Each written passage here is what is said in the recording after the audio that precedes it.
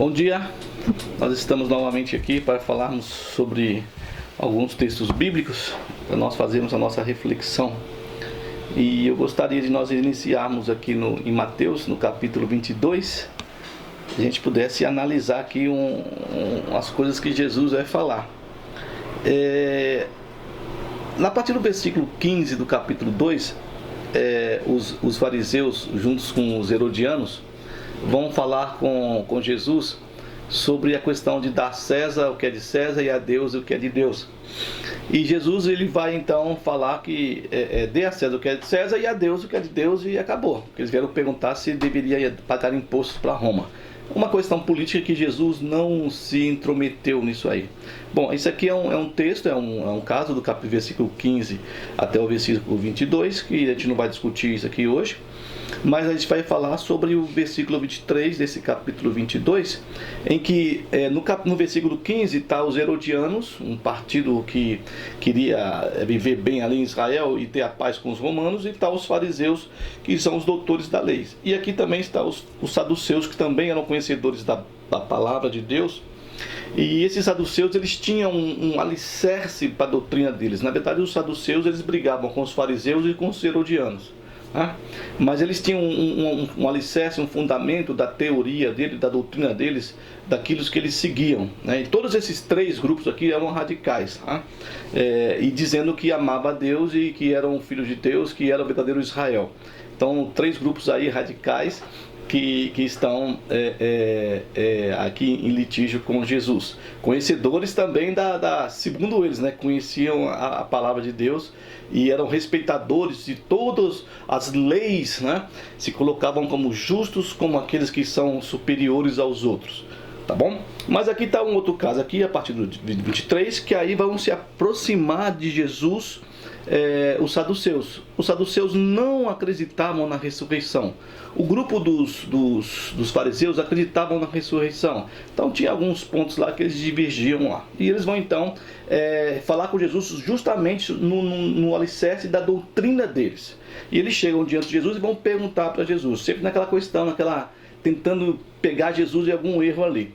Mestre, ele fala, né, para Jesus, Moisés disse que se alguém morrer não tendo filhos, seu irmão casará com a viúva e suscitará descendência ao falecido. Isso aqui é uma lei lá de Levítico, a lei do levirato, né? Que quando morria o marido da mulher, se ele tivesse o irmão teria que casar com essa mulher, com essa viúva, e gerar um filho. E o primeiro filho que seria gerado seria do nome do irmão que morreu. Então eles estão dizendo sobre essa lei de Moisés, que é a lei do levirato. Teria que casar então com a viúva. Ora, entre nós tinha 7 irmãos. Aqui que é o pivô, alicerce da doutrina deles, né? O primeiro, tendo casado, morreu, e não tendo descendência, deixou sua mulher a seu irmão. O mesmo sucedeu com o segundo, com o terceiro, até o 7º, né? Então essa é a doutrina. E agora, como é que vai ser isso? Se houver ressurreição, teve 7 esposos, com quem que essa mulher vai ficar? Depois de todos eles, morreu também a mulher. Portanto, na ressurreição, de qual dos 7 será ela esposa? Porque todos as desposaram. Então essa é a doutrina dele, o cerne, o alicerce, o fundamento, a base da doutrina dos saduceus. Aí Jesus vai falar para eles, olha, vocês estão errais, não conhecendo as escrituras, e também vocês errais, além de não conhecer as escrituras, vocês erram também não conhecendo o poder de Deus. Foi a resposta de Jesus. Aí ele vai explicar, porque na ressurreição, então Jesus cria na ressurreição, também como os fariseus também, nem casam, nem se dão em casamento, porém são como os anjos aqui seriam os mensageiros do céu, né? Então Jesus vai combater esse pensamento dos saduceus, dizendo, vocês estão errando, né? Assim também como ele algumas vezes também ele deu a entender que aos saduceus e aos fariseus e também aos herodianos, que eles estavam errando, que eles estavam lendo a questão da Torá, do Tanar, na verdade, que são os escritos, são os profetas, e a Torá, no caso, que nós chamamos de Tanar, ele mostrou para eles que eles estavam lendo, fazendo a leitura errada de todo esse texto que foi colocado, que eles conheciam profundamente, Então, o que nós devemos vir aqui nesse momento aqui para nós refletirmos? É que eles estão errando por não conhecer as Escrituras.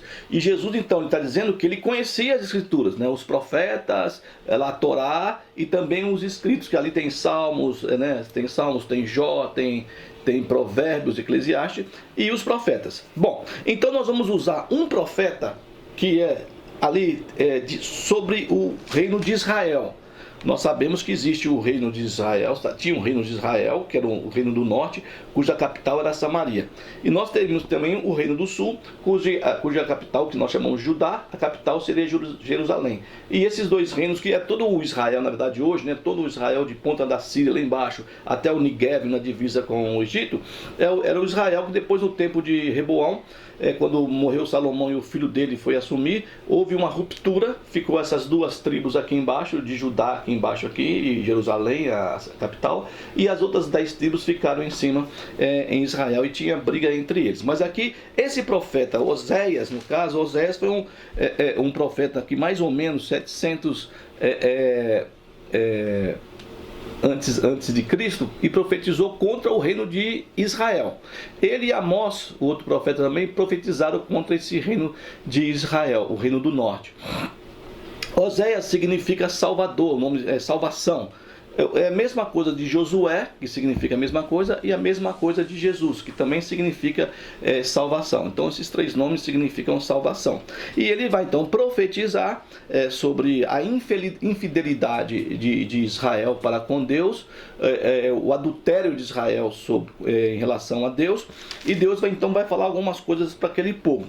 E chega num dado momento, aqui no livro de Oséias, que Deus vai falar com o povo no capítulo 4, que é uma acusação de Deus, né? Nós vamos ler aqui no versículo 1. Ouve a palavra do Senhor, vós filhos de Israel, porque o Senhor tem uma contenta com os habitantes da terra. Porque nela, na terra de Israel, e nós podemos trazer isso para o nosso momento hoje, inclusive não só no Brasil, mas também no mundo também, porque não há verdade, né? Não há amor e não há conhecimento de Deus. Olha, vê que lá que Jesus falou, vocês errais, né, não conhecendo as Escrituras, para os saduceus, e nem o poder de Deus. Então, aqui Deus está falando por meio do profeta ao povo de Israel, do reino do norte, dizendo que ele tem uma discussão, uma contenda com esse pessoal aqui, porque na terra não tem nem verdade, nem amor, e nem conhecimento de Deus. E o pior, aí no versículo 6, ele está falando para um povo que supostamente é um povo que conhece a Deus, como os saduceus, como os herodianos, como os fariseus, que tinham conhecimento, segundo eles, né, de todas as escrituras de Deus. Aí ele fala assim para o povo, para o profeta, para o povo: o meu povo está sendo destruído, no versículo 6, porque lhe falta conhecimento. Conhecimento de quem? Conhecimento de Deus, né? Porque tu, sacerdote, rejeitaste o conhecimento, eu também te rejeitarei. Então os sacerdotes eram aqueles que ensinavam o povo, né? Vocês tinham doutores da lei, que eram os fariseus, os saduceus e tal, que eles também tinham conhecimento e são doutores da lei, ensinavam, e também tinham os sacerdotes também, que seriam os pastores de hoje, né? Os pastores de hoje que não estão ensinando o seu povo a ler a Bíblia. Eu já falei algumas vezes aqui que o povo está acostumado a engolir o que é mastigado pelos pastores sem questionar. E eles acham que aquilo é verdade e acabou. E eles não leem a Bíblia. Aquilo que o pessoal, eu quero focar bem isso aqui, que os fariseus, os herodianos e os saduceus achavam que conhecia as escrituras, as leis. E Jesus veio falar com eles: ó, vocês não conhecem, vocês estão errando nisso aí tudinho, porque vocês não conhecem. E o pessoal hoje, que nós chamamos da igreja evangélica, acha que está conhecendo que é Deus que está falando, e às vezes não é Deus que está falando, estão sendo enganados pelos seus pastores, como os sacerdotes aqui. E se nós começarmos a ler desde Isaías, Jeremias, Ezequiel, Daniel, é sempre Deus falando através desses profetas para esses outros pastores mentirosos que estão pregando aí mentiras, que estão falando coisas que não são bíblicas, que estão ensinando o povo errado. E o povo está que nem um cordeirinho, achando que é verdade e acredita em tudo, menos acreditar no que é realmente a verdade. Então Deus fala assim: ó, meu povo não tem conhecimento. Eles acham que tem, eles estão falando da boca para fora que tem conhecimento, e eles não têm conhecimento nenhum. Tá? Interessante também, porque ele vai aqui falar, ele continua, ele vai exercer uma justiça sobre o povo de Israel, tanto é que depois a Samaria ela é destruída pelos assírios. E depois, então, no versículo capítulo 6, o apelo do povo de Israel. Olha só como é que é o povo. Deus está falando que eles tinham que se emendar, que eles não tinham conhecimento, que Deus estava preparando algo para que eles pudessem se arrepender, e se eles não arrependessem, viria algo sobre a nação do Reino do Norte. Então, tem até um cântico que cantam aí, como se fosse essa palavra aqui, fosse uma coisa maravilhosa. Vamos ver agora então o que está acontecendo aqui. Aí é o povo de Israel falando, tá bom? Versículo 1 do capítulo 6 do profeta Oséias. Vinde e tornemos ao Senhor. Vamos voltar ao Senhor. Porque Ele nos despedaçou. Ele acabou conosco. Ah, mas Ele nos sarará. Isso é o povo dizendo. Fez a ferida e a ligará. A arrogância do povo. Ah, então vamos voltar para Deus porque ele nos despedaçou, ele fez a ferida, mas ele vai nos curar, vai nos sarar. É o povo falando, não é Deus falando através do profeta, qualquer profeta, não, é o povo dizendo que Deus ia fazer aquilo. Né? E tem mais. Depois de 2 dias nos revigorará. Ao terceiro dia nos levantará e viveremos diante deles. Então uma coisa muito rápida, de 2 dias. Alguns vão usar aqui essa questão aqui para a ressurreição de Jesus em 3 dias, mas aqui não está dizendo nada de ressurreição de Jesus aqui. Está dizendo que, eles estão dizendo que em 2 dias ele vai fazer, vai nos revigorar, e no terceiro dia ele vai nos levantar, e vamos viver diante dele. Isso é o povo falando. Né? Aí eles continuam, na voz deles, assim como também os fariseus, os herodianos e os saduceus aqui, lá com Jesus lá. Conheçamos e prossigamos em conhecer ao Senhor. É maravilhoso isso aqui. Só que é tudo balela. É de boca para fora. Não está no coração deles isso aqui. Né? Aí eles conheçamos e prossigamos em conhecer ao Senhor. Como a alva, ou seja, como amanhã, a sua vinda é certa. Ele vai vir para nos salvar. Né? Mesmo que nós fazemos um monte de besteira, mesmo que nós não demonstremos amor por ninguém, mesmo que nós façamos as coisas mais terríveis, contrárias ao que Deus nos ensinou ao povo, no caso evangélico, fazendo tudo ao contrário do que Deus ensinou, ele vai vir, é certa a vinda dele da manhã. Né? Ele descerá sobre nós. Ele vai vir como a alva, como o amanhecer, e é certo isso, e vai descer sobre nós como a chuva, né? Como a chuva serôdia, que é a chuva da primavera, que rega toda a terra. É maravilhoso. Mas isso aqui é o povo falando. E esse discurso maravilhoso é o que a gente fala da questão do que é manifesto, né, o que você fala, e o que está ali dentro de você ali, né, o que é a verdade, né, o manifesto, e eu esqueci a palavra para falar o que é aquilo que está dentro de nós, dentro da questão da freudiana, da psicanálise. Então, eles estão dizendo algo que não é o que vai dentro do coração deles. Eles estão dizendo algo, como Jesus também falou em alguma vez, e mesmo Deus fala também, que esse povo me honra com os lábios, mas seu coração está longe de mim. Né? É manifesto que fala, e latente, o que está dentro, que é a vontade que está dentro, mas a gente fala uma coisa, manifesta uma outra coisa. Né? Então, eles vão dizer isso aqui. E agora vem a resposta de Deus. A resposta de Deus ao que o Israel falou. Né? Olha só o que ele fala. A Samaria, o Reino do Norte, também às vezes é usado como Efraim. Né? Como Efraim. Que farei de ti, Efraim? O que eu faço de você, povo de Israel? O que eu faço de vocês, evangélicos, que não estão percebendo o que está acontecendo? Que estão sendo enganados e gostam de ser enganados? Que te farei, ó Judá? Aí fala do Reino do Sul. Porque o vosso amor, olha só o que estão falando lá, não é isso? É como a nuvem da manhã. A nuvem que você vê, aquela nuvem de manhã vindo e tal, e daqui a pouco o sol começa a resplandecer, aquela nuvem vai se dissipando. Some. O amor de vocês é como essa nuvem que vai sumindo. Né? Como é a nuvem da manhã. E como o orvalho da madrugada, que cedo passa. Então o orvalho se levanta de manhã, principalmente quando você tem mato, tá aquela coisa molhadinha ali, tá, porque o orvalho... Mas quando o sol também vai esquentando, o orvalho some. O amor deles, o amor de quem diz que ama a Deus, que não tem conhecimento de Deus, estão errando nas escrituras o que Deus está falando, o que Jesus está falando, é como fosse a nuvem, como fosse o orvalho, que vem logo e dissipa, some, né? Aí vem o versículo 6, vou até pular o versículo 5, que não tem nada a ver aqui, porque Deus vai abater. Assim, vamos falar, vai. Por isso, os abati, por meio dos profetas, que falaram, olha, vocês têm que se emendar. Olha só o que Deus quer, né? Deus quer, não quer sacrifício, Deus quer que vocês façam as coisas que são certas, tá bom? Pela palavra da minha boca eu os matei, e os meus juízes sairão como a luz. Bom, aí o versículo 6, que é a resposta ao versículo 3 do que o povo estava dizendo.